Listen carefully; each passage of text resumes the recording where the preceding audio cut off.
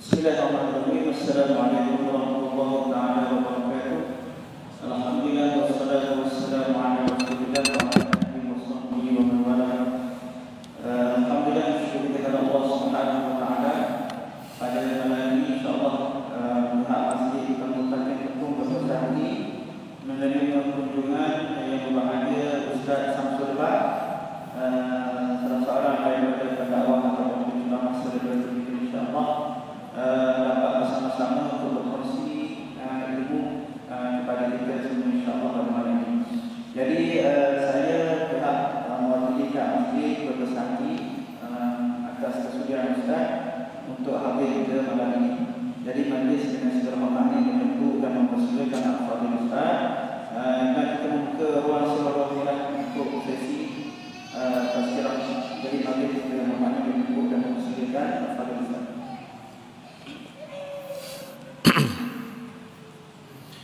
A'udzubillahi minasyaitonirrajim. Bismillahirrahmanirrahim. Assalamualaikum warahmatullahi wabarakatuh. Alhamdulillahi rabbil alamin, wassalatu wassalamu ala asyrafil anbiya wal mursalin wa ala alihi wa sahbihi ajma'in. Subhanaka la ilma lana illa ma 'allamtana innaka antal alimul hakim. Rabbi shrah li sadri wa yassir li amri wahlul 'uqdatam min lisani yafqahu qawli. Alhamdulillah, syukur kepada Allah SWT. Terima kasih saya ucapkan kepada Tuan Pengurusi acara, bahagia Tuan Pengurusi Masjid, Tuan Imam, Barisan Jawatan Kuasa Masjid, tuan-tuan dan puan-puan yang dirahmati Allah sekalian. Syukur kepada Allah SWT. Pada malam ini dengan limpah dan izin dapat kita bersama-sama walaupun dalam keadaan kita berjaga-jaga. Keadaannya semakin, orang kata, tiba-tiba merisaukan. Semalam turun sikit, hari ini naik banyak pula. Dan 432 432 kes terbaru hari ini. Jadi kita ambil lah langkah berjaga-jaga, jaga penjarakan. Dan begitu juga tak usahlah kecil hati kalau tak salam tu kan. Buat masa ni itulah yang terbaik kita elakkan. Besok merayau kluster tu lagi susah. Tak tahu lah siapa yang kita dah salam, tak tahu siapa yang kita dah jumpa kan. Jadi apa-apa pun kita anggaplah perkara-perkara ni sebagai satu ujian. Sebenarnya Allah nak jadikan kita supaya kita lebih berhati-hati dan lebih bersedia. Dan bila kata lebih berhati-hati, lebih bersedia, semua orang secara semula jadinya, secara lumrahnya dalam hati semua nak jadi baik. Semua nak jadi baik. Tak ada siapa yang kata dalam hati dia cita-cita nak jadi jahat. Orang yang jadi jahat dekat dalam penjara yang kena tangkap tu pun dia kata dia sebenarnya memang nak buat baik, tapi dah salah langkah langsung jadi jahat. Dan dalam penjara pun semua nak jadi baik. Dah keluar daripada penjara jumpa kawan-kawan yang tu kadang-kadang dia jadi jahat balik, ada juga, tapi tetap niat dia nak jadi baik. Jadi malam ni saya kongsi benda yang senang-senang saja, iaitu senang yang difahami, senang buat balik, senang dikongsikan, iaitu tentang halangan nak buat baik. Tajuk hari ini halangan nak buat baik. Disebutkan bila dalam sebagai seorang manusia kan, Nabi sebut sebaik-baik manusia adalah manusia yang memberi manfaat pada orang lain. Khairun nas anfa'uhum linnas. Sebaik-baik manusia, manusia yang memberi manfaat pada orang lain. Dia bukan hanya untuk diri dia sendiri tapi untuk orang lain. Dia bukan hanya untuk kepentingan diri sendiri tapi untuk orang lain. Macam Nabi kita kan, apa-apa pun yang Nabi buat semuanya untuk kebaikan orang lain, umat dia. Kalau kita tengoklah ada orang tu tolong makcik tu melintas jalan, baik betul budak tu, jangan risau, Nabi lagi baik. Kita nampak ada orang derma sumbangkan bina masjid sampai 100 juta. Dia keluar duit sampai 500 juta untuk sedekah kepada anak-anak yatim dan sebagainya. Jangan risau, Nabi lagi baik daripada itu. Kenapa kita sebut Nabi lagi baik daripada itu? Kita lihat tak ada siapa pun, kalaupun lah kita dengar ada orang keluarkan duit sampai 100 juta, 200 juta, tidaklah seperti mana yang Nabi keluarkan sampai habis, dia tak ada apa. Orang lain kalau bagi 1 juta dalam bank ada lagi berapa juta-juta lagi, berapa bilion lagi ada. Tapi Nabi bagi habis. Malahan Nabi menjelang kematian Nabi risau tengok rupanya kat rumah dia ada lagi 7 dinar. Macam mana masih ada lagi 7 dinar kat rumah ni, Nabi kata tolong pergi sampaikan, sedekahkan, bagi pada orang, sebab aku tak nak dipertanggungjawabkan untuk 7 dinar yang masih dibelanjakan lagi. Allah tanya, 7 dinar lah taklah tanya. Duit ASB dekat dalam ASB kita tu ada 300 lagi lah Allah taklah tanya. Kan 500, 1000, sejuta lagi Allah taklah tanya. 7 dinar Nabi risaukan. Tu sebab kita cakap baik-baik kita nampak orang jangan risau, Nabi lagi baik. Kan? Nabi lagi baik. Nabi jauh lebih baik daripada orang lain. Nabi bagi makan, kita bagi makan ke orang. Kita bagi makan ke orang. Baik betul budak tu bagi makan ke orang. Baik betul dia jamu orang masjid makan malam ni. Contohlah kan, dia bungkus nasi dagang special, contoh. Dia bungkus lauk special bagi ke orang masjid datang. Baik betul. Tapi ada tak yang orang sanggup bagi makanan dekat orang lain, sampaikan ikat batu bata dekat perut dia supaya dia berlapar demi orang lain? Tak ada. Nabi kita yang paling baik. Jadi standard yang kita tuju tetap nak kerja Nabi. Kalau boleh nak jadi macam Nabi. Tapi kalau pun tak dapat jadi macam Nabi, kita dah ada usaha nak jadi macam Nabi. Sebab kita tahu Nabi itu adalah contoh ikutan terbaik. Kalau kita tengok dalam Quran, terdapat beberapa ayat dalam Quran yang boleh kita tengok, termasuklah ayat 14 pada surah Al-Imran yang sering diperdengarkan, iaitu maksud ayat ini dijadikan terasa indah kepada manusia kecintaan terhadap apa-apa yang diingini berupa perempuan-perempuan, anak-anak, harta benda yang berlonggok berupa emas dan perak, kuda pilihan, haiwan ternakan dan sawah ladang. Itulah kesenangan di dunia, dan di sisi Allah lah tempat kembali yang baik. Jadi ini dah dinyatakan dalam Quran. Makna antara benda yang common, yang biasa dalam Quran tu, sebabnya nak sebut kan, hebatnya kan, Nabi ni merentasi zaman. Agama kita merentasi zaman. Zaman dulu lagi dah sebut kan. Hari ni rupa-rupanya ini benda yang melekakan kita. 3 faktor orang yang leka dengan dunia. 3 leka dengan dia. Yang pertama tu tadi disebut perempuan-perempuan. Macam mana perempuan-perempuan pula? Kita tengok macam mana keadaannya pasangan kita. Habis kalau perempuan, dia memanglah, kalau perempuan tak adalah pasangan dia perempuan, pasangan dia lelaki. Kadang-kadang suami dia, kadang-kadang pasangan dia, kadang-kadang dia belum kahwin pun boyfriend dia melekakan dia, tak jadi kerja dia. Banyak benda-benda lain tak boleh buat kan, beribadah apa susah, semua sebab halangan faktor pasangan dia tadi. Sedangkan pasangan tu sendiri sementara, suami isteri sementara sampai masa ji'un, inna lillahi wa inna ilaihi raji'un. Saya ringkaskan ji'un saja, senang kan. Jadi maknanya sampai masa mati, suami I bagi I 1000 sebulan, you ada, dia kata. Suami dia bagi dia 1000 sebulan, besok tu tercakik sudu mati, hilang 1000 sebulan. Isteri aku paling pandai masak dekat sini, dekat Kepung ni dia paling pandai sekali masak. Besok tu semput meninggal, hilang yang pandai masak sementara. Yang kedua, pangkat kedudukan sementara. Tak percaya cuba tengok, malahan pangkat yang kita pegang tu sampai masa bila kita lepaskan, ada orang pegang jawatan pula. Baik jawatan ketua kampung, baik jawatan ketua lorong, baik jawatan AJK masjid, jawatan menteri ke, tak kisahlah jawatan apa sekalipun. Sampai masa jawatan tu hanya pinjaman. Kalau jawatan kosong dekat pejabat pun, ada seorang lepaskan jawatannya, dia buka iklan, beribu orang minta jawatan tu. Nak tunjukkan bukan kita punya, sementara sifatnya. Yang ketiganya, dari segi rumah, harta benda, duit kan, berlonggok. Dia kata tadi, harta yang berlonggok, dia kata. Tengok, saya ingat saya datang ke Terengganu ni semenjak daripada saya belajar dulu. Saya pernah, setiap tahun saya akan datang. Saya akan mengajar debat di KUSTEM dan juga di KUZA. Sekarang ni dah jadi UMT, dah jadi UNIZA. Sampailah mereka jadi UMT, saya masih lagi mengajar debat masa tu. Dan saya tengok dulu perkembangan Terengganu ni sangat drastik. Dulu sampai sekarang sangat berbeza. Tiba-tiba dah ada ni, tiba-tiba dah ada apartmen, tiba-tiba bangunan tinggi-tinggi. Dekat Terengganu paling hebat, ada parking bertingkat yang pakai mesin punya. Steady kan? Jadi dulu kita tengok ada satu rumah tu, saya tak nak sebutlah, kan ada yang terasa pula. Ada satu rumah, sedang perjalanan saya biasanya pergi ke UMT, saya nampak satu rumah tu cantik betul rumah ni, saya kata, kalau ada duit nak buat rumah macam ni. Macam itulah saya sebut. Tapi hari ni orang peduli pun tidak rumah tu, sebab berlambak dah rumah yang besar macam tu. Malahan yang lebih hebat pada rumah tu pun banyak. Nak tunjukkan apa kat kita? Sementara orang ada duit kan, tiba-tiba dia kata aku nak buat rumah lagi lawa pada rumah tu. Boleh jadi, tak ada masalah.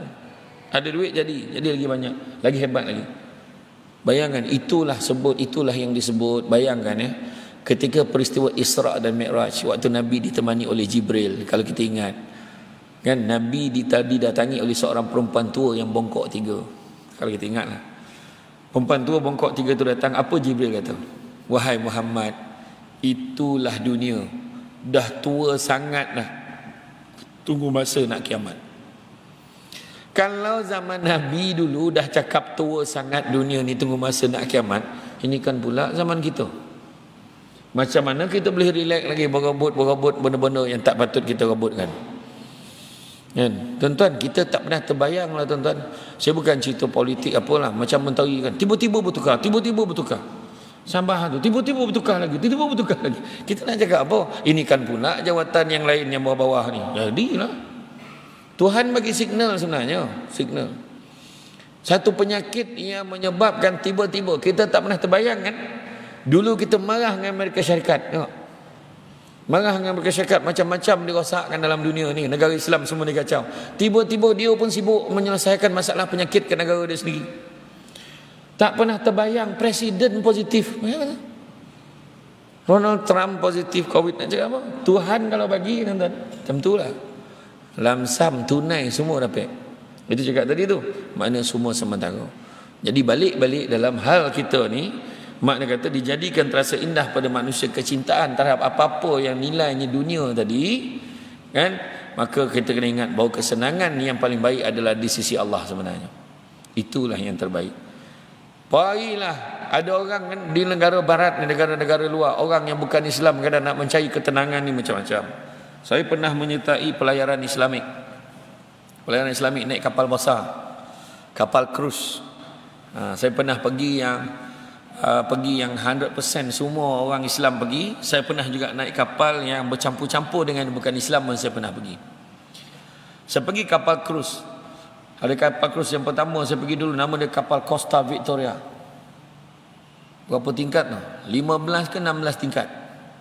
Macam bangunan, saya tengok, saya kata, macam kita tengok masjid ni kan.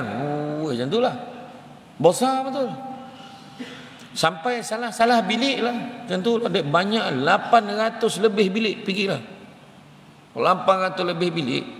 Dan kemudian bila sampai kat tengah laut, tak nampak darat ni, tak nampak daratan. Apa saya cakap? Ya Allah, ini kalau tenggelam lah kapal ni, selesai, habis semua. Waris pun tak ada. Maknanya habis, selesai, tengah-tengah laut. Nak tunjukkan besar mana kapal dekat laut tu terasa kecil. Ni kuasa Allah tak tunjuk. Tapi apa yang saya nak share, kami naik kapal tu daripada pelabuhan Pulau Pinang pergi ke Singapura, kemudian balik sebelum pergi ke Pulau Pinang balik. Apa yang saya nak share adalah dalam kapal tu, masa tu kita orang jadi minoriti, bercampur dengan yang bukan Islam. Bila kita sampai Singapura, ada grup daripada Singapura masuk, ada grup yang keluar. Dia orang cop pasport, dia masuk. Yang paling pengalaman yang paling saya tak boleh lupa adalah bila pagi nak pergi semayang, malam nak pergi semayang, kami akan melalui kawasan yang dinamakan sebagai kasino. Kasino dalam kapal tu. Lalulah kapal, lalu kasino tu. Saya boleh tengok ada seorang, saya tengok dalam ni tak cukup tua lagi. Saya tengok tu tua betul. Tua dan duduk atas wheelchair, main jackpot macam ni. Orang tua perempuan. Nak mati benar dah saya tengok muka perempuan. Tapi dia main jackpot. Nak tunjukkan apa tuan-tuan dan puan-puan sekalian? Nak tunjukkan itulah bahagia pada dia mungkin. Yang sebenar sifat di dunia. Dia macam kalau kita cakap memang buang masa, betul lah. Kita ni bertuah satu masa Allah Ta'ala fikir duduk dalam masjid. Itu sebab orang barat ni dia buat taman tema, dia buat macam-macam, konon nak release tension. Kononnya nak keluar pada masalah. Kita walaupun berat masalah kita sampai ke langit sekalipun, nak selesai masalah tu sujudlah ke bumi menyembah Allah. Selesai. InsyaAllah. Paling tidak bila dah semayang tu separuh hilang. Minta lah kat Allah Ta'ala, tak ada masalah. Allah ya yang boleh selesaikan masalah kita ni, bukan manusia. Tak. Tapi itu memang saya tak boleh lupa. Keadaan yang macam mana saya fikir agak macam inilah jalan keluar yang orang bukan Islam ni cari. Inilah jalan keluar. Dia bawa duit sebuntil-sebuntil, habis dah habis kan. Sampai dekat pelabuhan dia balik, negara dia balik. Sampai kapal kan dia pergi balik. Bayangkan nasib baik orang sini tak macam tu. Kan? Betul tak? Keadaan yang nak tunjukkan. Kan? Di dalam ayat ni kita nampak beberapa ujian kepada manusia. Yang pertama, wanita, ujian bagi lelaki, dan lelaki ujian bagi wanita. Kedua, anak-anak. Ketiga, harta benda yang bermacam jenis. Ada orang yang nak dekatkan diri dengan majlis ilmu, dengan ulama, dengan majlis-majlis tertentu, tetapi isteri dia kata, alah bang, tak payahlah keluar malam ni, relax lah. Kan, abang, takkan malam ni nak keluar malam ni, kan ada cerita best, janji nak tengok sama-sama. Kadang-kadang jadi hal tu. Abang kata nak pergi pasar malam tu. Kata nak pergi pasar malam sama-sama. Kan? Abang janji dah hari tu. Boleh. Tak apa, bagi abang pergi solat maghrib dulu. Habis main maghrib kat masjid kan, abang balik kan, kita pergilah. Boleh macam tu sebenarnya. Tapi tak. Kadang kebanyakannya, yalah, besok abang boleh pergi. Confident ni hidup lagi besok tu. Tu keadaan kita. kan? Tu belum cerita lagi, kan? Tu belum cerita lagi. Abang janganlah pergi, saya takut tinggal seorang, lagi mengada. Kan tiba-tiba lah takut tinggal seorang. Zuhur pula tu. Bukan maghrib, zuhur takut mengada-ngada betul kan? Kemudian ada juga dia nak pergi, tiba-tiba anak-anak pula. Ayah, malam ni janganlah keluar, mak dia yang ajar anak tu pula. Contoh. Pun jadi hal pula. Ada juga kadang ayah ni dengan mak dia menang lagi, dengan anak dia kalah. Ada juga. Alah, abang ni dengarlah cakap anak-anak tu kesian, bukan selalu nampak satu hal. Ya. Tuan-tuan, Jadi kadang-kadang ada juga orang nak dekatkan diri dengan surau, dengan masjid, dengan majlis ilmu, dengan ulama, dengan guru-guru, ada kuliah-kuliah ilmu dan sebagainya, terganggu juga disebabkan oleh harta. Kan? Jika bapa-bapa kamu dan anak-anak kamu dan saudara-saudara kamu, isteri-isteri atau suami-suami kamu dan kaum keluarga kamu dan harta benda yang kamu usahakan dan perniagaan yang kamu bimbang akan merosot dan rumah-rumah tempat tinggal yang kamu sukai lebih kamu cintai daripada Allah dan Rasulnya dan daripada berjihad untuk agamanya, maka tunggulah sehingga Allah mendatangkan keputusannya, yakni azab seksanya, kerana Allah tidak akan memberi petunjuk kepada orang-orang yang fasik, yakni derhaka. Dalam ayat ini pun Allah Ta'ala mengatakan bahawa penghalang kita terutamanya datang dari kaum keluarga dan harta benda kita. Itu kadang dia bukan jauh pun. Penghalang tu bukan rakan sebaya, kan? Tapi yang dekat-dekat dengan kita rupanya jadi penghalang utama kadang-kadang. Nak buat maksiat malahan mudah. Kalau tengok hari ni, buat maksiat mudah. Malahan tak ada siapa nak bising, tak ada siapa nak halang. Kadang-kadang siap diberikan layanan istimewa. Kan? Jom kita karaoke, dia kata. Dia siapkan dah bilik VIP. Siap bilik VIP karaoke tu, rupanya ada bilik VIP. Suara memang macam katak puru lah, tapi bilik tetap special. Siap dengan hidangan dia, dengan air-air jus. Contohlah kan. Bayangkan, siap ada kawan-kawan dia siapkan macam tu keadaan dia, kan.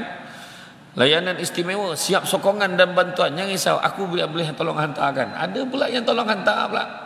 Siapkan kenderaan dan sebagainya. Kadang-kadang kan sampai macam tu sekali. Tapi bila nak buat baik, semua orang bising. Semua orang pandang kita pelik semacam. Aku nak pergi ceramah ni, tiba-tiba nak pergi. Nampak? Ayat tu yang masalah tu. Kadang bila kita nak buat sesuatu, bila orang komplain, jadi macam tu lah. Contoh, kita ambil contoh lain lah. Aku ingat aku nak kuruskan badan lah. Kawan kita kalau cakap, kau tak payah lah, badan kau kalau dah macam tu lah. Ayat dia. Aku ingat nak kurus badan, tak payah. Buat apa? Orang tu kurus pun mati juga. Lagi teruk sekor tu. Kan? Jadi kadang-kadang, apa maksud ayat ni? Maksud dia support system. Support system ni siapa? Masyarakat. Jemaah kita. Jadi kalau jemaah kita tak support antara satu sama lain, susahlah. Contohlah, bab kita tengok bab coronavirus ni kan. Pakai mask, tak payahlah. Aku nak pakai mask, tak payah ada. Sini selamat semua. Nampak orang cakap macam tu kan?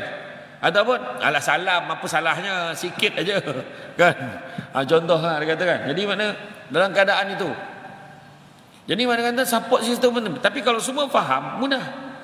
Semua faham. Aku ingat aku nak kuruskan badan lah. Contoh kita cakap kawan, nak kuruskan badan. Eloklah tu. Aku pun sama nak kuruskan badan.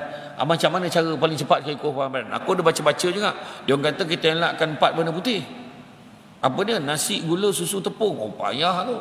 Tak apa, aku makan nasi dagang, tak putih sangat, dia merah sikit. Dia kata dia nak juga nasi tu. Dia kata kan. Tadi mana bincang, mana dia siap bincang, mana betul support dia tu. Macam tu juga kita dekat dalam masjid, nampak orang datang. Apa hal kau datang? Tiba-tiba datang selama ni tak pernah nampak pun kau datang. Ni mesti sebab Samsul debat. Kena kawan tu. Kan? Jadi kawan tu rasa malu, dia kata memang malam ni je lah aku datang. Dia kata. Sedangkan kita tengok, seronok tengok kawan-kawan datang. Tak adalah aku nak tengok Samsul debat. Tak apalah, datang lah. Kalau tak ada Samsul debat pun datang je. Kita orang happy tengok ada muka-muka baru sampai. Tu. Jadi kawan tu rasa dia dialu-alukan. Kan? Ini tak dilayan, buat tak reti ataupun cakap. Semua pandang selek. Kawan tu memanglah takut-takut dah datang. Ini kalau aku datang tiba-tiba mesti orang bercakap ni. Lepas tu dia tengok semua pandang dia. Kau pahal dia kata. Dia terlupa tu yang ni rumah Allah bukan rumah dia. Nampak tak? Dia buat macam rumah dia. Engkau tiba-tiba datang ni pasal la ilaha illallah. Rumah engkau ke ni? Macam itulah keadaan dia. Jadi itu dia. Makna penting kita support kan. Macam kita pergi rumah orang Keduri lah. Sampai kat rumah Keduri, orang tu marah, sini masuk. Duduk. Macam tu. Makna kita rasa seronoknya. Tak apa, pergilah layan orang lain ni, ramai lagi orang tu, kita lah jadi malu. Ini tak, bila sampai buat tak reti. Betul ke ni rumah, dia buat tak tahu nampak abang tu. Entah, sibuk sangat kot. Nak makan pun tak sedap. Dia lalu, dia buat tak reti. Kan? Contohlah kan, macam tu. Macam saya lah ceramah dekat Selangor, ada satu masjid tu. Sampai kat masjid tu, saya tak terus sembahyang maghrib. Kan? Saya tunggu dulu. Saya waktu orang azan tu, saya tak masuk lagi. Saya ni Azia, kita kecil kan. Lepas tu orang komat aja baru saya masuk. Saya duduk belakang sekali. Saya masuk saf belakang sekali, baru saya masuk. Saya semayang senang, saya nak jamakkan dengan maghrib. Saya jamakkan dengan isyak, maghrib dengan isyak. Habis aja saya bagi salam, pakcik kat sebelah tu tegur saya. Samsul debat belum sampai lagi, dia kata. Saya kata, sudah, macam mana pula kan. Mau tak mengelabah kata. Kan orang tak kenal kita ke apa ke. Saya dah fikir aku salah masjid ke apa kata. Saya pun tanya dia, bercamah siapa pakcik? Samsul debat. Sudah. Dia memang tak kenal aku. Jadi saya baru nak cakap, saya lah Samsul debat. Tak sempat saya cakap, dia tambah lagi. Semenjak keluar TV ni lambat sampainya. La ilaha illallah, kena lagi aku. Saya pun diam. Langsung diam. Sampailah JK masjid nampak saya. Tuan, kita nak mula dah. Okey. Saya pun salam masjid tu, pakcik. Saya mula dulu. Ni kisah sebelum PKP ni. Saya mula dulu pakcik, dia pun pandang saya. Saya pergi sampai ke depan, saya tengok pakcik tu dah tak ada. Balik pakcik tu. Kan, agaknya malu sangat dah dia kan. Tapi dalam hal itu nak bagi tahu macam itulah keadaan rasa serba salah gitu. Kan? Jadi bila orang lalu tu penting support system. Yang menjadikan kita kes COVID-19 kita dulu turun. Cuba tengok. Mendadak turun sampai hampir tak ada gitu kan. Beberapa hari sampai raya tu kita dah senang hati lah sampai raya tu. Antara sebabnya adalah support system. Kebanyakan rakyat Malaysia masa tu patuh peraturan. Kebanyakan. Adalah 1-2 kes yang degil tu. Si upload dia berjaya melepasi Roblox tu, dia berasa bangga sangat. Kan? Tetapi hakikatnya majoriti support systemnya adalah masyarakat follow, ikut peraturan yang telah ditetapkan. Beratur macam mana. Dekat mana penyarakan sosial. Masa tu restoran tak buka lagi. Tapi bila restoran dah start buka, bila dah ni, dah mula dah. Kan? Dia dah mula. Alah tak apa. Okey je. Dia dah mula dah. Dia rasa selesa. Malahan waktu diumumkan kes 270, kan, 300 lebih. Hari ni 432. Kebanyakan tempat macam biasa lagi. Kan? Ada yang macam tak ada rasa apa-apa. Tapi ramailah yang telah mula menyatakan kalau betul lah kan sekatan jalan raya itu boleh mengawal balik semula keadaan. Kalau itulah yang terbaik kita boleh buat, kita kena buat lah. Kenalah redha nak buat macam mana kan. Sebab kalau tidak kita tak boleh nak kontrol. Makin lama makin teruk. Macam mana keadaannya kan. Jadi makna kata mari kita tengok apakah dia dua penghalang utama sebenarnya. Tadi kita tahulah, kita sebut dari segi pasangan-pasangan, kita sebut dari segi keluarga, kita tengok dari segi harta benda kan. Jadi sekarang ni apakah sebenarnya yang menjadi penghalang utama manusia untuk merangkak ke arah kebaikan. Kenapa saya pakai istilah merangkak? Sebab kita nak pergi ke arah kebaikan ni biasanya secara perlahan-lahan. Dia tak berlari kepada kebaikan. Orang yang berjaya berlari kepada kebaikan paling senang sekali kembali balik pergi kepada kejahatan dia. Jadi merangkak ni pergi perlahan-lahan, berperingkat-peringkat dia berubah. Dulu dia berubah daripada tak pergi masjid, dia pergi masjid. Kemudian daripada dah pergi masjid, dia ada ilmu yang dia tak tahu, dia belajar. Sikit-sikit dia belajar. Dulu tak tahu mengaji, dah pandai mengaji sikit-sikit dah. Dah pandai, dah panjang pendek, cuma tak pandai lagi tajwid. Lepas tu dah pandai tajwid pula. Dah siap boleh dah ajar orang lain pula. Contoh. Dia dah mula pula dah pandai mengaji, dia dah mula lah jaga solat, dah mula belajar pula tentang solat-solat sunat. Dah mula pula belajar tentang hukum-hukum hakam dan sebagainya. Jadi makna kata berperingkat-peringkat dilaksanakan. Macam orang semayang. Dulu semayang macam mana? Dulu semayang, dia punya semayang level dia dapat cahaya tu cahaya bintang bergema-lapan. Dia ada 3 jenis cahaya orang yang bersolat ni. Pertama, cahaya bintang yang bergema-lapan. Kedua, cahaya bulan yang mengambang. Ketiga, cahaya matahari yang terang benderang. Tuan-tuan tahu tak tu? 3 jenis cahaya ni melambangkan level kita salat macam mana. Bintang bergema-lapan, kita jalan waktu malam. Kalau bintang ada kat atas tu, tak tahu orang pun jalan tu. Kita jalan golap, tapi pandang atas nampak bintang. Cantiknya bintang tu. Nampak bintang, tapi bintang tak cukup terang nak menyuluh jalan gitu. Jadi level orang yang dapat cahaya bintang ni orang macam mana? Masuk waktu dia solat tapi lambat. Dia semayang lewat. Dia tak semayang on time. Yang kedua, cahaya bulan mengambang. Malam tu jalan terang. Terang betul. Apa pasal? Rupanya bulan mengambang. Orang yang dapat cahaya bulan ni macam mana? Allahu Akbar, terus solat. Orang tu dapat cahaya bulan yang mengambang. Tapi yang dapat cahaya matahari yang terang benderang ni macam mana? Macam tuan-tuan dan puan-puan yang ada kat dalam masjid ini. Iaitu dah sampai maghrib tak balik dia sebab dia nak tunggu isyak. Wah, macam tu lah. Bukan sebab tunggu Samsul Ubat, sebab dia tunggu isyak. Jadi maknanya sebelum masuk waktu lagi dia dah bersedia dekat tempat solat ni. Dia dapat cahaya yang paling terang. Tu dia. Jadi maknanya mengangkat-angkat, perubahan kita berperingkat-peringkat. Kalau dulu tak semayang, jadi semayang. Dah semayang, semayang awal waktu. Dah semayang awal waktu tapi semayang seorang, dah mula semayang berjemaah. Semayang berjemaah dulu semayang, lepas semayang terus balik. Lepas tu dia dah upgrade lagi. Lepas semayang dia tunggu sampai zikir, sampai dia doa. Kemudian lepas tu dia tambah lagi. Dah semayang wajib, dia tambah pula buat semayang sunat. Semayang sunat tambah pula, dah balik tu sebelum dia keluar daripada tu dia masukkan duit dalam tabung, bertambah-tambah benda, upgrade dia punya kebaikan-kebaikan yang dia buat. Kan? Masalah yang pertama adalah hawa nafsu.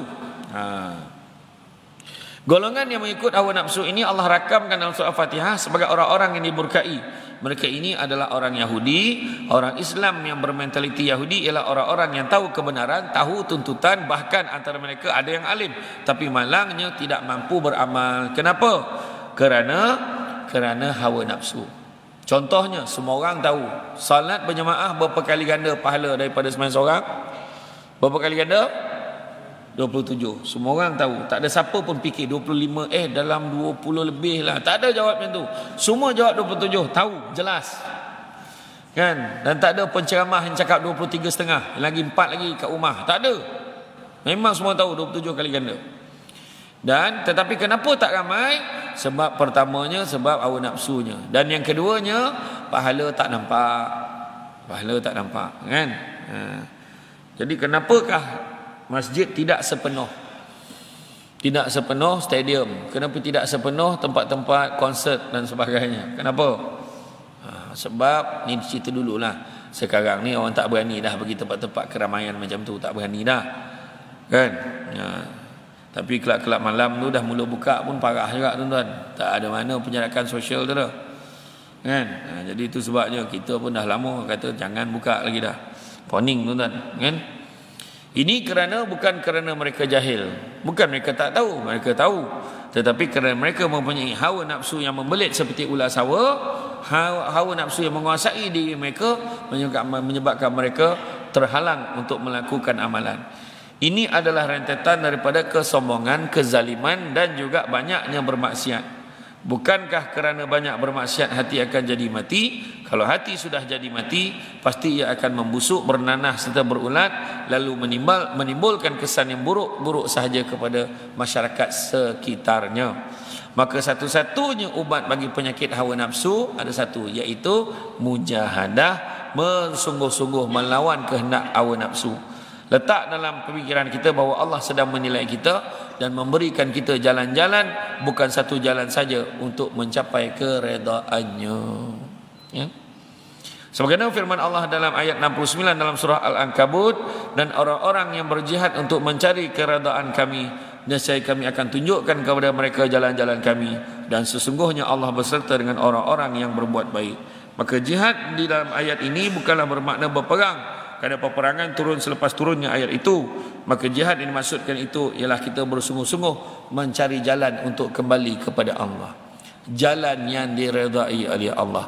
Wa may yuhajir fi sabilillah yajid fil ar muraghaman katsira wa sa'ah. Surah An-Nisa ayat 100. Barang siapa yang berjuang, berjihad fi sabilillah, kan? Berhijrah dia menuju ke jalan di jalan Allah, fi sabilillah, maka dia akan mendapati yajid fil ar muraghaman katsira wa sa'ah, maka dia akan mendapati bumi Allah ini tempat hijrah yang luas dan rezeki yang banyak. Maka kalau kita tengok dalam hal ini, kita lihatlah kita kena copek kembali kepada Allah. Kenapa kena cepat? Sebab kita tak tahu. Kita tak tahu bila kedudukan kita ni, sampai bila kita akan hidup, kita tak tahu. Setiap yang hidup pasti akan mati, tapi kita tak tahu. Masalahnya tak tahu bila. Kalau tahu senang, masalahnya tak tahu. Kan? Kalau tahu pun dia tak dapat nak cakap dengan orang. Dia pun 50-50. Betul ke aku ni nak mati ni? Dia tak dapat cakap dengan orang. Rasa-rasa abang ni macam nak mati ni. Tak ada. Tak dapat cakap kebanyakan orang. Tak dapat cakap. Tahu-tahu dah mati. Tentulah. Kan? Melainkan orang yang tinggi ilmunya lah. Tapi dalam kebanyakan keadaan tak dapat nak cakap. Dapat nak cakap. Sesungguhnya manusia ni kena ingat, Allah bagi 99 perangkap kematian kepada manusia. 99 jenis perangkap kematian kepada manusia. Saya tak dapatlah nak senaraikan 99 tu apa, tapi contohnya kan, kereta accident, betul-betul sebelah kereta kita, boom dekat jalan tu. Kita sikit lagi, tapi kita tak kena. Kita terlepas satu perangkap. Tanah runtuh, zap, habis rumah, 5 biji rumah, jiran-jiran kita habis. Betul-betul rumah kita tak kena. Terlepas satu perangkap lagi. Kipas jatuh kat kena makan, kita dah duduk situ dah tadi. Tapi kita cakap duduk sini lah, meja ni lapang sikit, kita kata duduk sini. Rupanya yang duduk bawah tu tak lama tu kipas jatuh kena kepala dia, masuk hospital, kawan tu mati. Kan? Terlepas satu perangkap.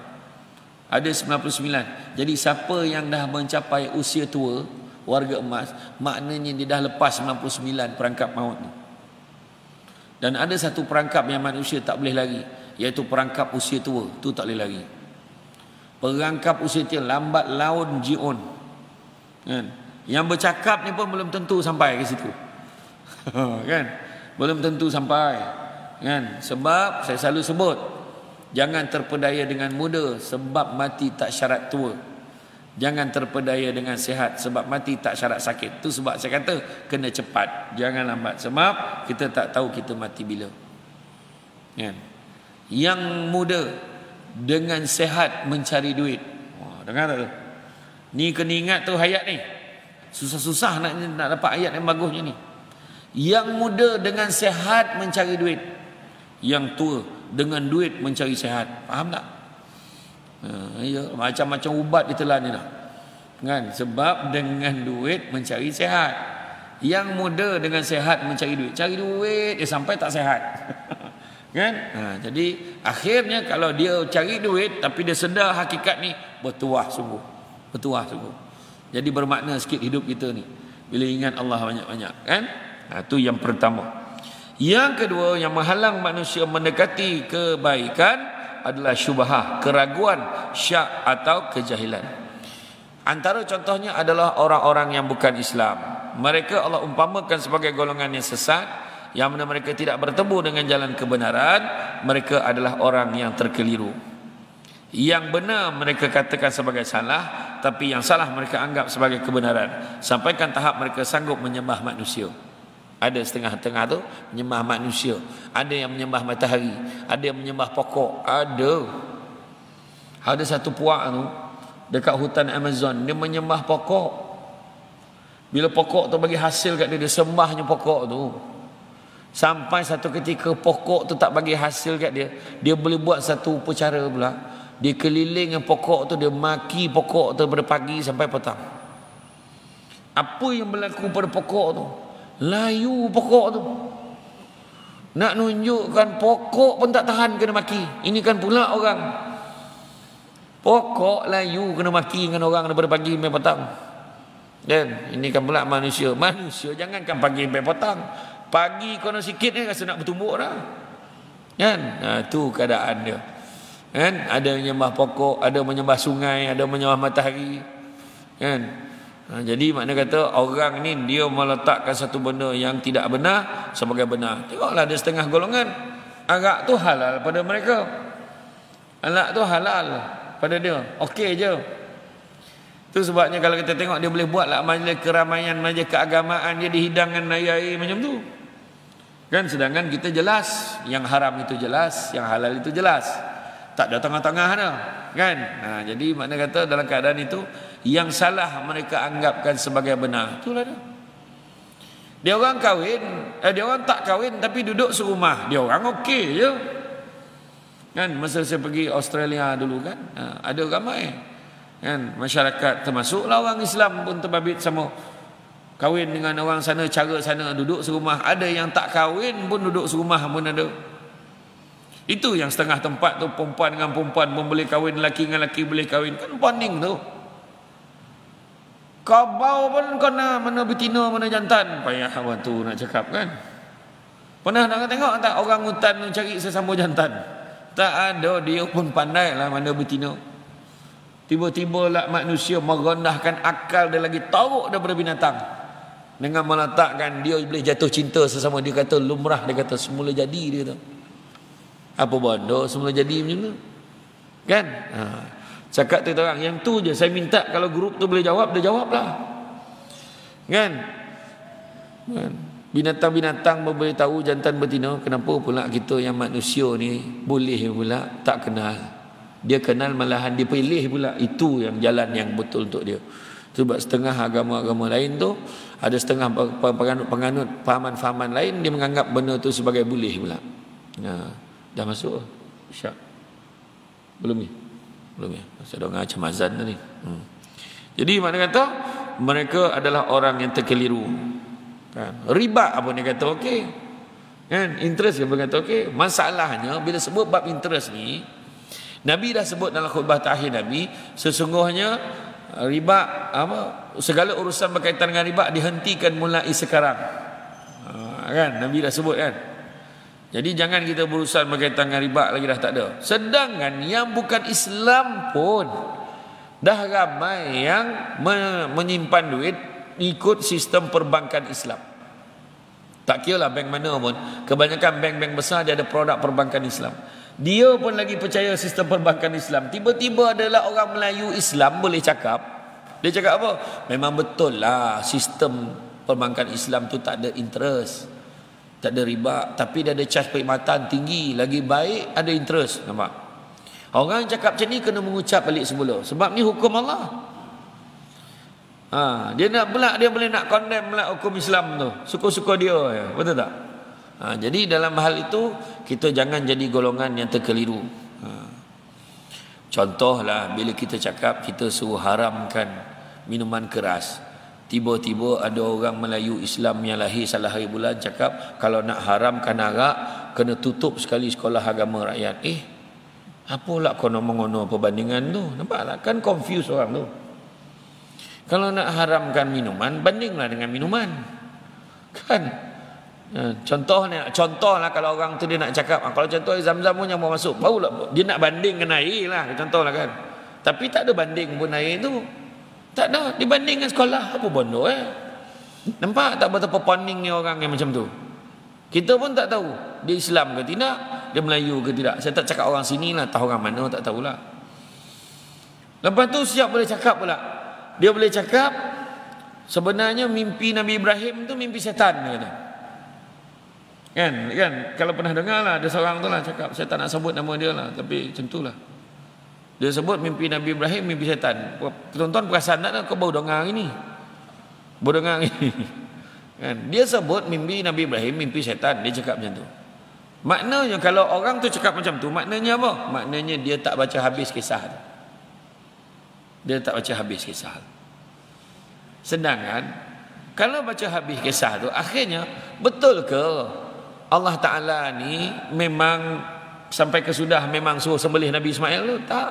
Sebenarnya Allah suruh Nabi Ibrahim sembelih Nabi Ismail ini sebab nak tengok sejauh mana betulkah dia betul-betul beriman pada Allah sampai ke tahap sanggup sembelih anak dia. Dengan tahap apa? Pertama, dia berkahwin dengan isterinya Siti Hajar. Berapa lama tak dapat anak? Tak dapat anak. Dah dapat anak pula, duduk berpisah, tak duduk sekali. Sekali barulah nak menagih kasih sayang, baru nak duduk sekali, dapat pula mimpi kena sembelih anak. Dia tanya pada isteri dia, wahai Siti Hajar, apa pandangan kau aku dapat mimpi kena sembelih anak kita? Apa jawab Siti Hajar? Dia kata, wahai suamiku, seandainya mimpi itu disertai dengan perintah Allah, maka laksanakanlah perintah itu. Kalaulah mimpimu itu tidak disertakan perintah Allah, anggaplah ia sebagai mainan tidur. Itu kan, nampak? Jadi kalau ikut nafsu, apa hal pula tidur tu memakak membuta tengah hari, mungkin macam tu ayat kita. Tetapi dalam hal itu atas dasar imannya tu, tolak ke tepi nafsu marah dia, tapi dia cakap kalau betul lah ada perintah Allah. Sampai ceritakan Nabi Ismail, wahai Ismail, aku dapat mimpi kena sembelih kamu. untuk korban. Apa pandangan kamu wahai Ismail? Wahai ayahandaku, kalau itulah perintah Allah, laksanakanlah ia. Sesungguhnya aku tergolong di kalangan orang-orang yang sabar. Nak tunjuk dekat semua, mesej dia, Nabi Ismail sanggup dirinya disembelih. Dan pada ketika itu, apa yang berlaku? Masyarakat persekitaran semua condemn Nabi Ibrahim. Gila betul, ada yang cakap. Ada yang kebanyakan yang sebut, gila betul Ibrahim ni, nak disembelih anak dia. Hari ni anak dia, lain kali jangan-jangan kita pun nak disembelihnya. Orang dah mula cakap-cakap. Makna nak beritahu apa? Susah nak buat baik ni. Bila nak buat baik ada je halangan. Azan dulu. Tak. Sambung aja. Oh, sambung je. Okey. Kan? Jadi maknanya bukan senang nak buat baik. Nak buat baik ada je halangan. Tapi akhirnya ada beberapa kisah lah. Ada beberapa riwayat. Yang pertama cakap waktu nak sembelih itu, Nabi Ismail siap bagi ni baju aku. Nanti kalau apa bagilah pada ibuku. Biarlah ibuku dapat hilang kerinduannya dengan membau-bau badan aku ni. Lepas tu dah siap dah nak sembelih. Ada satu riwayat kata Nabi Ismail siap cakap ajar lagi Nabi Ibrahim, kalau nak sembelih aku kau jangan apa, kau tutup mata kau dengan kain. Kau dah tahu kat mana kau nak sembelih aku tu, kau tutup mata dengan kain. Takut nanti kalau kau nampak aku, kau tak sampai hati nak sembelih aku. Macam tu sekali. Kan? Malahan sebuat tu memang buat betul. Bila buat ada pandangan kata dia buat betul waktu sembelih, terpercik darah mengeletar-ngeletar Nabi Ibrahim. Akhirnya bila buka mata, rupa-rupa yang disembelih tu adalah seekor kibas. Anaknya elok, sehat, tegak, sehat walafiat, tak ada apa-apa. Jadi nak menunjukkan sebenarnya Allah sekadar nak menguji sejauh mana keimanan dan kesanggupan kita. Kan Nabi sebut tidak sempurna keimanan seorang selagi mana dia tidak mengasihi aku melebihi dia mengasihi ibu bapanya, anak-anaknya, ahli keluarganya. Kan? Sejauh mana dapat. Datang kuliah hari ni kerana Allah. Datang kuliah hari ni kerana Nabi kita suruh. Kerana kita suka nak ikut sunnah Nabi, maka kita datang. Sejauh mana kita sanggup korbankan yang lain-lain, maka kita datang program pada hari ni. Kan? Ada yang dengan takut-takut lagi. Tak salah lah, dan memang betul lah patut. Takut-takut alamak coronavirus, tak payah pergilah camah tu, nanti kan ramai sangat. Alhamdulillah tetap ramai. Ni saya tengok malam ni tak kurang 10,000 ni. Ni kira-kira lah, saya kira yang lalu lalang kat jalan besar pun saya kira sekali. Kan? Jadi makna kata tu antaranya lah. Jadi makna kata kalau kita melihatkan benda ni sebagai golongan, kita tengok orang-orang yang tak menganut Islam ni, maka dia kadang keadaan yang keliru, confused. Dia cakap benda-benda yang bukan-bukan. Dia cakap benda ikut suka. Ikut suka dia. Kan? Orang yang terkeliru, yang salah dia cakap betul, yang betul dia cakap salah. Itulah juga ciri-ciri manusia yang jahil dan ragu-ragu. Penawar bagi sakit ini, orang yang ragu-ragu, orang yang syubhat, yang confused, mana yang betul ni, mana yang salah. Jadi macam mana tu? Jadi apa penawar dia? Kan syubhah ni benda ragu-ragu kan. Betul ke ni? Macam mana ni? Betul ke kita? Kadang kita pergi semayang pun kadang Allah Ta'ala terima tak? Allah terima tak ibadah aku ni? Kan? Terima tak ibadah aku ni? Maka ada satu penawar. Ada satu penawarnya, iaitu Ain Lam Mim Waw. Apa dia? Ilmu. Ilmu adalah penawar ni. Belajar. Bila belajar makin jelas. Bila belajar makin tahu, oh macam tu. Baru tahu rupanya jamak kasar macam ni rupanya. Oh. Selama ni tak pernah jalan jauh, memang hidup di Terengganu je. Dia tak pernah keluar daripada Terengganu. Sekali pergi umrah baru tahu jamak kasar tu macam mana. Ada orang tak tahu. Saya pernah bawa ada seorang pakcik ni dulu pergi ikut saya pergi ke Sabah. Dulu lama dah 10 tahun dah hanya. Pergi sampai sana, dia duduk dengan saya. Pakcik, kita jamak maghrib dengan isyak macam ni. Kita zuhur dengan asar, pakcik, kita buat zuhur. Buat zuhur 2 rakaat, buat asar 2 rakaat, yang mana jamak takdim. Kalau kita buat pada waktu zuhur. Oh, macam tu. Buat dengan habis asar ni macam mana? Asar tak payahlah semayang lagi. Oh, macam tu senang Dia baru tahu. Lepas tu maghrib, cik, apa tu maghrib nak pendek berapa? Tak, maghrib kena buat penuh. Oh, macam tu. Maghrib isyak. Esok pagi tu dia tanya, ni subuh nak combine dengan apa? Dia tanya saya. Dia tanya. Tapi kita mungkin rasa macam benda tu macam kelakar, lawak. Tapi sebenarnya benda tu hakikat berlaku. Dan dia rasa syukur sangat dia dapat tahu benda tu. Nampak tak? Ilmu. Semuanya kerana ilmu. Itu sebab dalam mencapai kesempurnaan ibadah, Mencapai kesempurnaan ibadah ada 4 perkara. Pertama, ilmu. Mesti dengan ilmu. Dia tak boleh semayang ni ikut-ikut, tak boleh. Kena belajar. Sekarang semua orang beruntung betul. Sebab apa? Ada banyak rujukan selain pada jumpa manusia. Kalau malu jumpa orang, dia boleh tengok YouTube. Nasiblah kalau dia jumpa YouTube yang betul. Kan, tapi setakat ni banyaklah, kita boleh percayalah. Kalau contohnya ada ustaz-ustaz yang tertentu yang memang tuan guru yang memang mengajar tu, dia tunjukkan tu, maka kita tak rasa risau, insya-Allah. Oh macam tu rupanya angkat takbir. Oh dulu aku bantai lah angkat takbir macam ni. Yang seorang tu macam ni. Ada seorang tu aja kena cuping telinga. Ibu jari ni kena cuping telinga, bau sah dia kata. Suka-suka dia je. Yang kawan tu lah masa perang cuping dah tak ada. Macam mana pula aku semayang ni cuping dah tak ada ni. Kena. Tak, kadang-kadang masing-masing ikut teori yang disampaikan tanpa asas. Jadi kena belajar ilmu. Kan? Semayang macam mana, surah apa nak baca. Rupanya ada ilmu pula. Rupanya ikut dalam Quran yang mana kalau lebih aulanya yang mana dahulu didahulukan, yang kemudian dikemudiankan. Kan? Macam itulah. Kita rupanya rukuk macam ni. Rupanya ada orang tu rukuk macam tak tahulah berdiri ke apa ke. Tak tahulah. Dia macam memongkok sikit tapi macam tak merukuk, tak tahulah.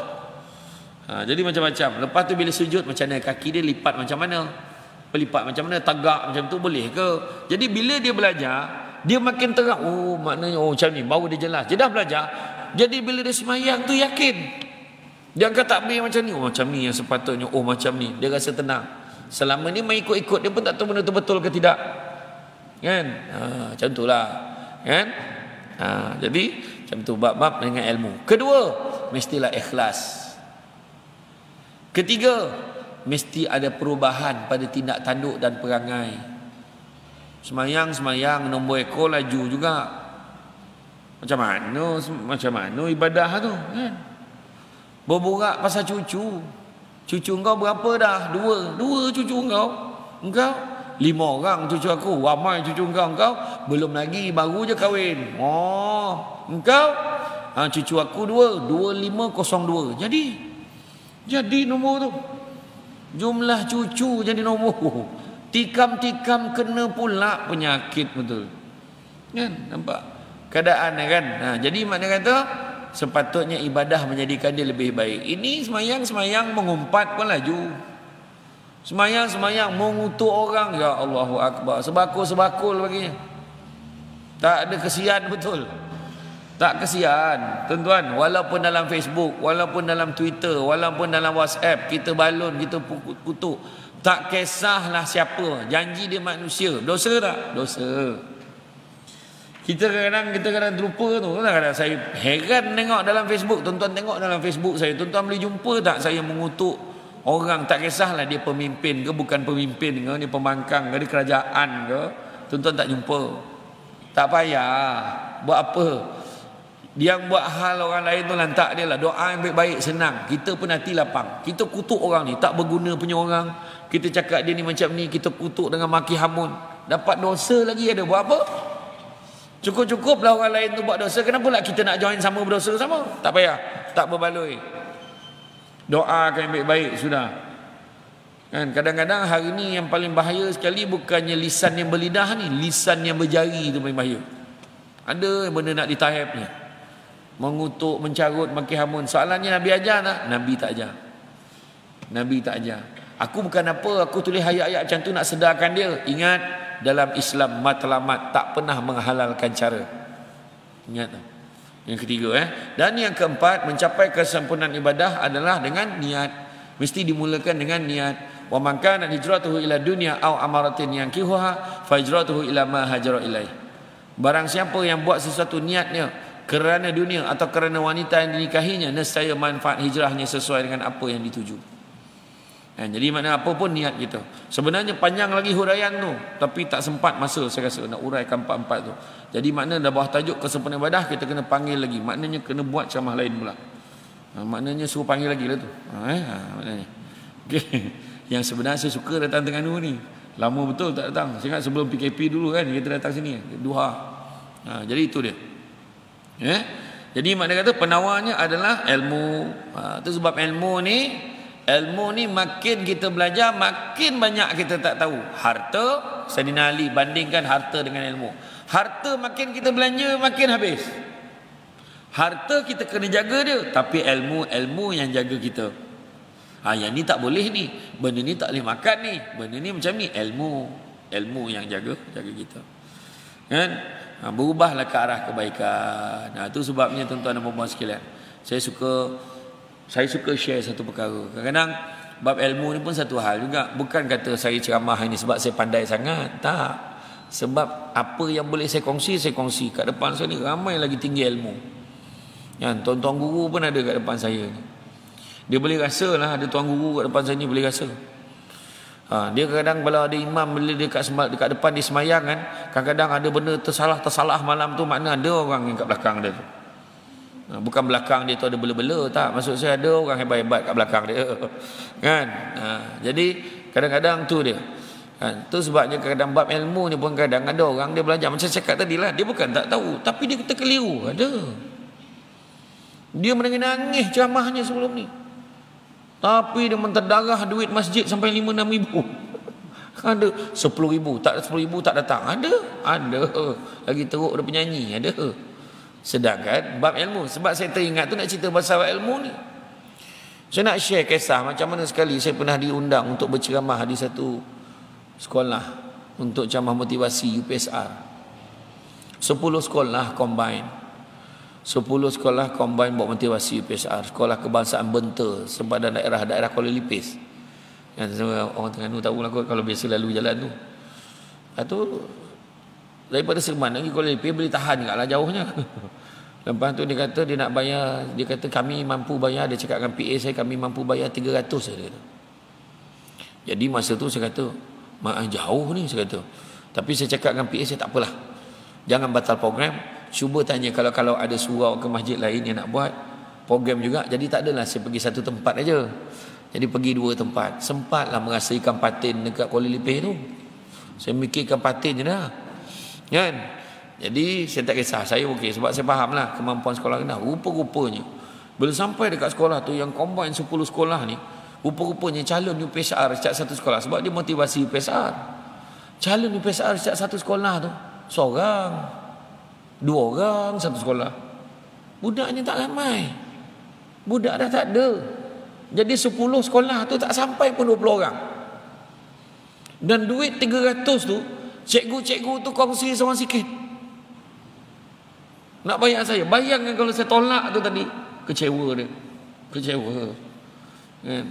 Tak adalah, janganlah sebab duit. Jangan sebab duit. Sedangkan kadang-kadang penceramah ni, macam ceramah ni kadang siap mengajar kita hadis 40. Dia cerita pasal ilmu. 4 kategori orang yang berilmu, orang yang menuntut ilmu tapi dilaknat oleh Allah. 4 kategori. Jangan tak tahu. Pertama, orang yang menuntut ilmu kerana nak berlawan sesama orang lain supaya nak tengok siapa lagi handal. Orang ni dilaknat oleh Allah. Kedua, menuntut ilmu supaya orang mendongak kepadanya. Dia nak orang hormat kat dia. Ketiga, orang yang menuntut ilmu kerana nak mencapai kekayaan dunia, kena laknat oleh Allah. Dan yang keempat, menuntut ilmu kerana nak berlawan sesama orang tak pandai, lagi teruk. Nak berlawan dalam grup WhatsApp, lagi teruk. Itu sebabnya kadang-kadang tu yang kita kena ingat baik-baik. Makna kata dalam hal ini kan, jangan sekali-kali ajar anak kita belajar rajin. Kalau kau nak kaya, belajar rajin. Jangan ajar anak macam tu. Nak tuntut ilmu, mudah-mudahan dengan ilmu anak boleh berjaya dunia akhirat. Paling tidak ayat macam tu. Kan? Jangan kita cakap ajar anak kita dunia-dunia ni, jangan. Tu dia. Itu yang kadang-kadang tu terperanjat. Tu belum cerita lagi kalau bayar ni kena bayar pasangan sekali. Ada pula. Contoh dia bawa isteri, kena bayar isteri dia sekali. Ada. Ada pencemahannya tu, dahsyat tak dahsyat. Isteri ceramah kena bayar suami sekali. Ada. Ada. Menong masjid. Ada satu program di Johor tu, penceramah ni orang cerita-cerita, saya tak ceritalah nama penceramah tu. Dia kata berapa bayaran malam ni? Dia untuk bagi ni, tuan kami beri bayaran masa tu, dia kata 1,900 termasuk hotel apa semua kita dah bayar. So ni 1,900 dia kata.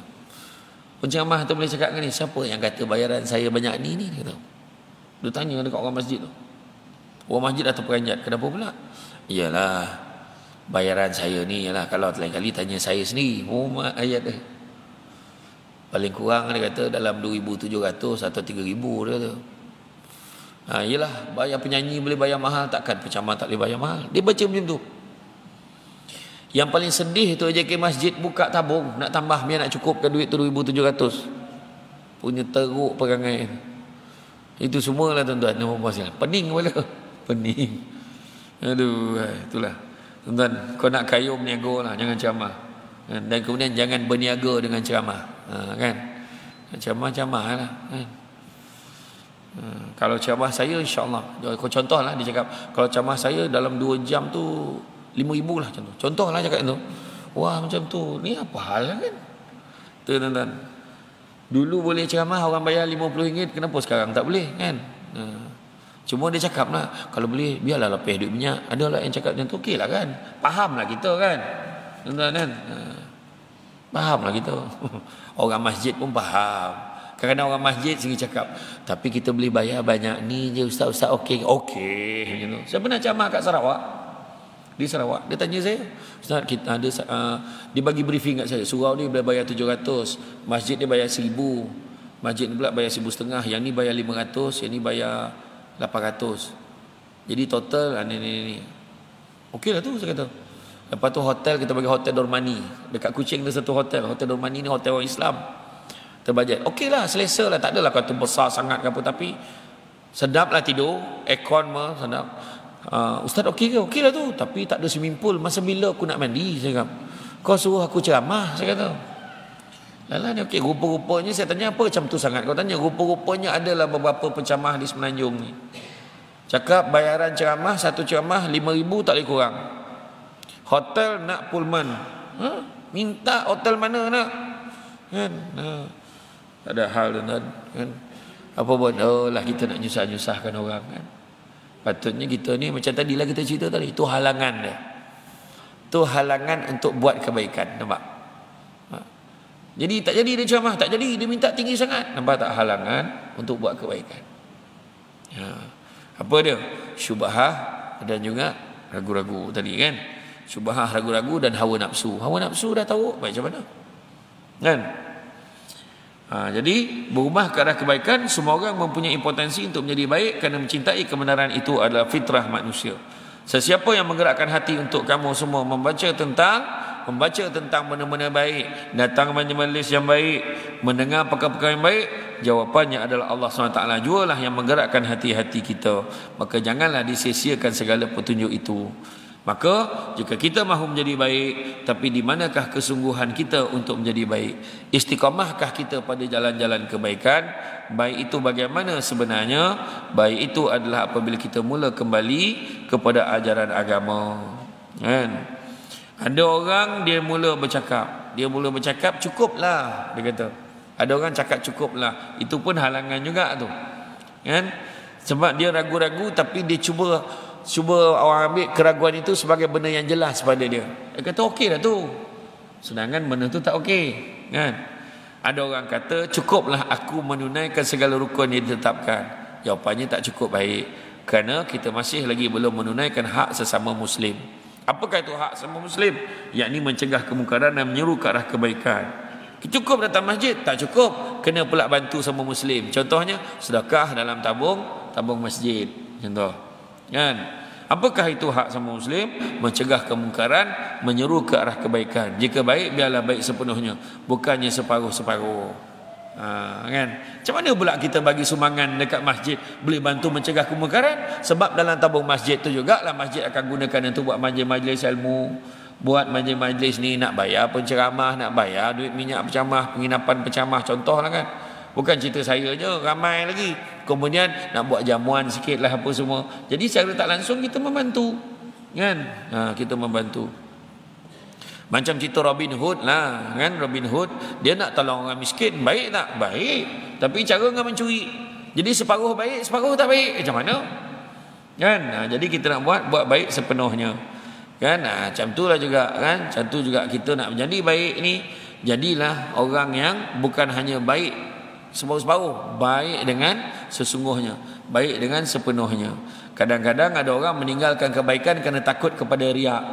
Ada juga. Aku bukan tak nak, kan aku sedekah kan jadi riak pula aku. Langsung tak sedekah. Kan? Aku bukan tak nak buat baik, nanti orang cakap aku nunjuk-nunjuk pula. Yang paling penting sebenarnya kita betulkan niat kita. Itu aja. Tak payahlah sampai tinggalkan kebaikan sebab kerana keburukan yang kita rasa mungkin akan terjadi. Jadi keburukan yang kita terjadi itu kita elakkanlah. Niat nak kena betul. Aku ya Allah, mudah-mudahan jelas aku nak tolong ni kerana Allah Ta'ala, lillahi ta'ala.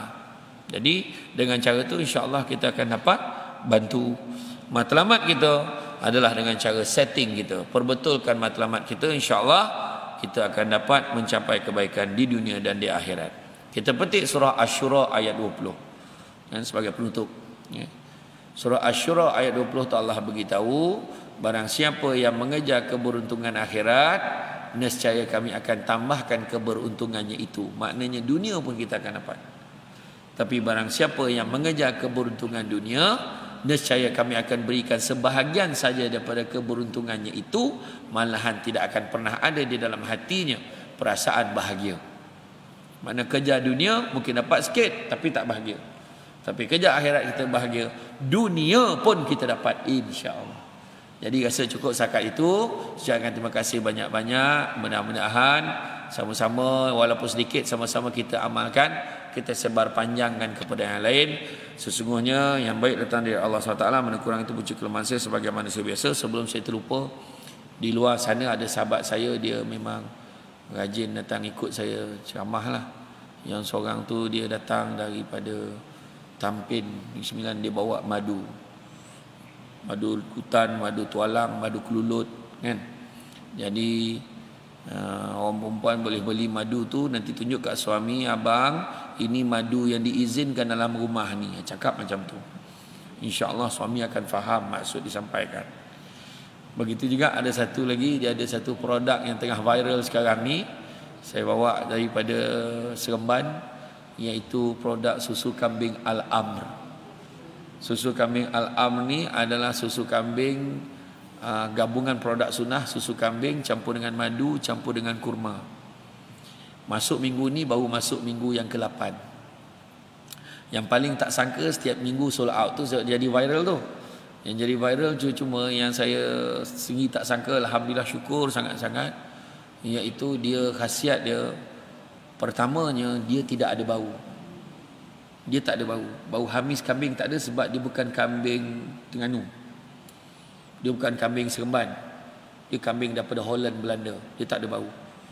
Dan orang kencing manis boleh minum sebab dia tak ada gula. Jadi cuma kalau kita bancuh dalam cawan, bancuh penuh. Kalau air, kalau mak besar separuh je. Biar ambil pekat dia punya madu dengan kurma. Imam Masjid Palung 12 dah 6 bulan semayang dekat kursi. Dah boleh semayang macam biasa. Orang perempuan yang sakit tumit, pijak sakit, tangan kebas-kebas, insya-Allah elok. Kemudian siapa yang sakit sendi dan sakit tulang belakang, sakit tulang, osteoporosis, kemudian orang perempuan yang hormon merayau tu kejap awal, kejap lambat, kejap tak mana perginya, boleh minum insya-Allah. Tapi mana yang dah tak ada tu tak salah, cari dah tak ada. Tapi kalau minum datang dia balik, rezekilah tu. Kemudian baik juga untuk orang perempuan yang mengandung, sebab hari ni 98% baby lahir kuning. Jadi dalam tempoh ni elok minum. Kebetulan susu tu sedap, dia tak ada bau. InsyaAllah okey. Hari ni offer. Satu kotak RM40. Kalau beli dua dapat RM90. Offer. Kan? Yang faham. Kemudian buku ada buku. Buku dah habis. Buku dah habis. Kemudian sambal. Ada satu sambal crispy Cik Ruby. Sambal tu label pun tak sempat letak. Punya ramai orang ambil. Tapi sambal crispy ni daripada lancang faham, memang sedap. Kalau makan dengan bubur, makan dengan nasi kat kampung sedap. Sambal tu masin, masam manis cukup-cukup. Orang Singapura cukup suka. Harga dia RM15, hari ni offer RM10 je. Siapa beli dua susu, ambil lah dengan RM10, genap 100, senang. Hari ni tak buat duit pun tak apa, transfer online, percaya je. Balikkan tidur buat lupa pun tak apa, saya halalkan. Nampak macam mana? Kan? Jadi ada kat luar, saya tak bawa banyak lah, mana yang dapat lah. Jadi kalau yang mana yang nak susu kambing tu, kalau tak cukup nanti bagi nombor telefon, nanti saya suruh staff saya postkan. Jadi itu saja. Daripada saya, kita jumpa lagi di lain kesempatan. Sekian, Assalamualaikum warahmatullahi wabarakatuh.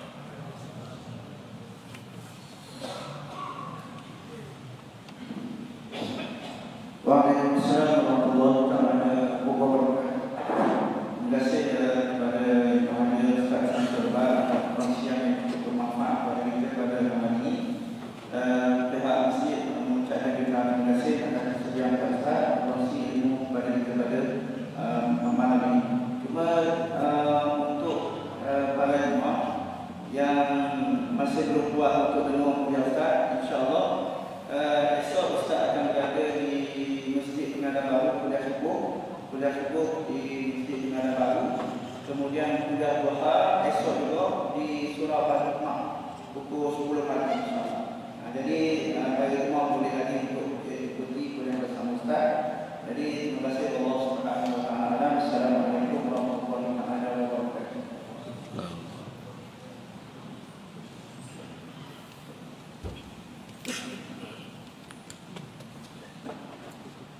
Allahu Akbar, Allahu Akbar. Asyhadu an la ilaha illallah. Asyhadu anna Muhammadan Rasulullah. Hayya 'alas shalah, hayya 'alal falah. Qad qamatis shalah, qad qamatis shalah. Allahu Akbar, Allahu Akbar.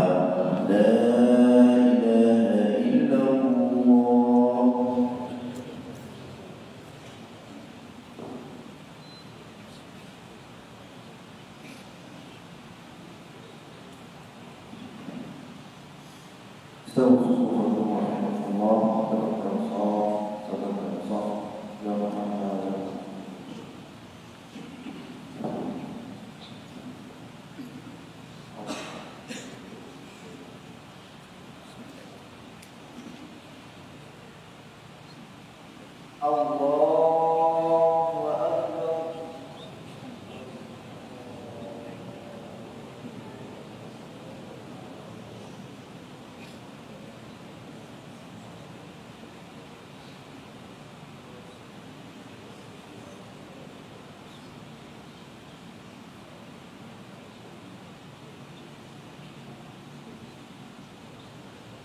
Bismillahirrahmanirrahim. Alhamdulillahi rabbil alamin. Ar-Rahmanir Rahim. Maliki yaumiddin. Iyyaka na'budu wa iyyaka nasta'in. Ihdinas siratal mustaqim.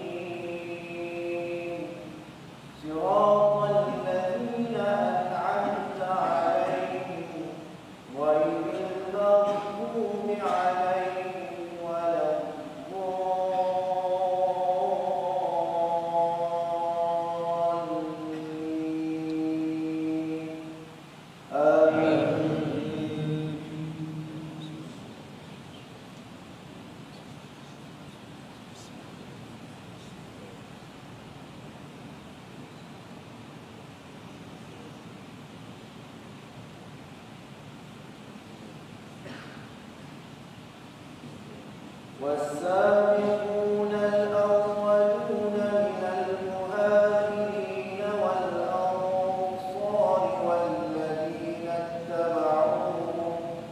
والذين اتبعوهم بإحسان رضي الله عنهم ورضوا عنه وأعد لهم جنات تجري تحتها الأنهار خالدين فيها أبدا ذلك الفوز العظيم وممن حولكم من الأعراب منافقون ومن أهل المدينة مرضوا على النفاق لا تعلمهم نحن نعلمهم سنعذبهم مرتين ثم يردون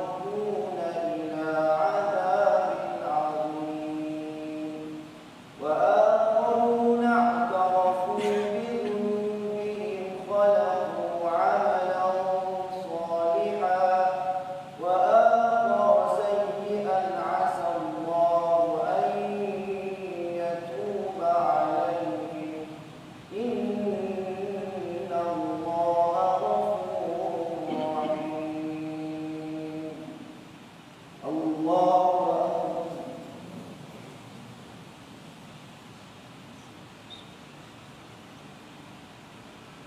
سمع الله لمن حمده. الله أكبر.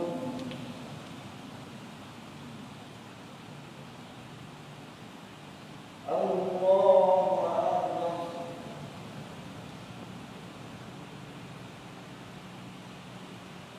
الله أكبر.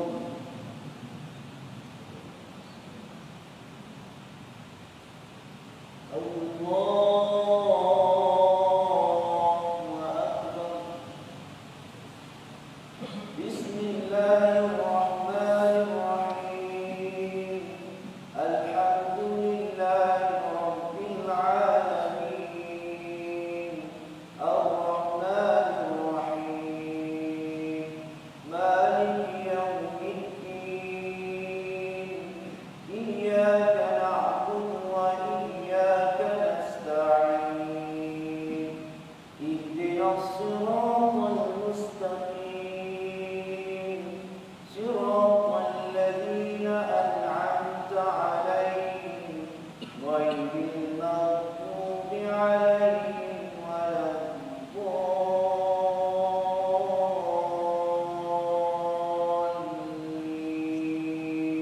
الضالين. آمين.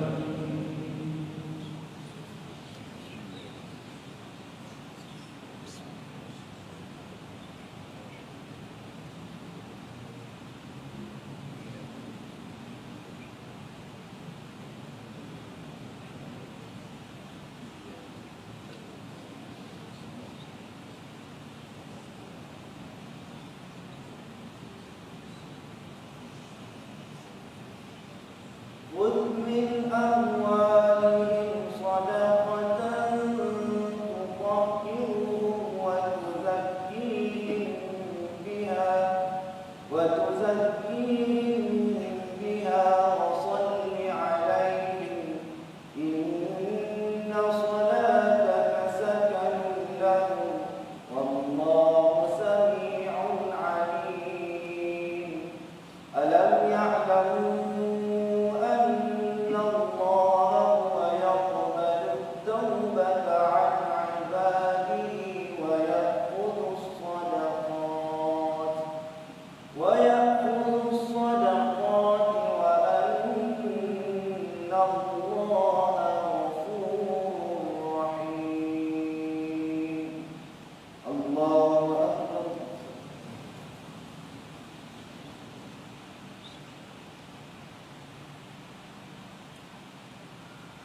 سمع الله لمن حمده.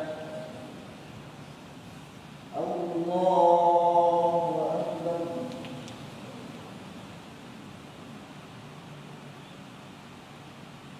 الله أكبر.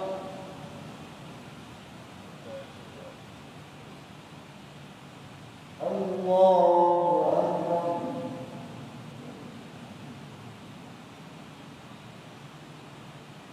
الله أكبر.